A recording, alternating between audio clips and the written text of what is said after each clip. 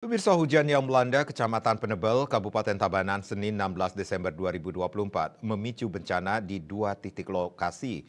Tanah longsor melanda Banjar Piling Kawan, Desa Mengeste. Sementara pohon tumbang menutup jalan utama di Banjar Ubung, Desa Penebel.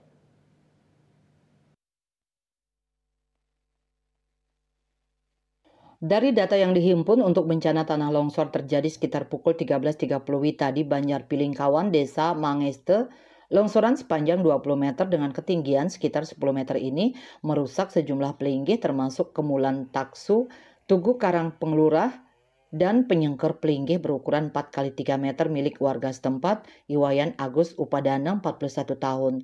Kerugian yang ditimbulkan ditafsirkan mencapai ratusan juta rupiah. Laporan kejadian diterima BPBD Tabanan pada pukul 14.30 WITA dari Kasih Trantip Kecamatan Penebel.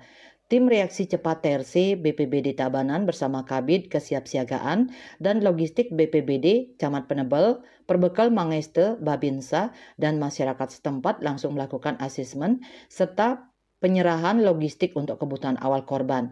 Namun untuk proses evakuasi material longsor baru akan dilakukan pada Selasa 17 Desember, mengingat cuaca yang masih hujan dan kondisi lokasi yang gelap. Kepala Pelaksana BPBD Tabanan, Inyoman Srinadegiri menyatakan, evakuasi memerlukan kondisi yang lebih aman untuk menghindari risiko tambahan.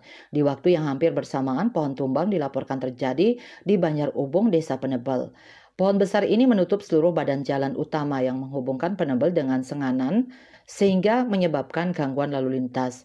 Srinada mengimbau masyarakat untuk meningkatkan kewaspadaan selama musim hujan ini. Hujan deras diprediksi masih akan berlangsung dalam beberapa hari ke depan. Pemerintah Kabupaten Tabanan terus berupaya memberikan penanganan cepat untuk meminimalkan dampak kerugian akibat bencana alam ini. Puspawati, Bali Pos melaporkan.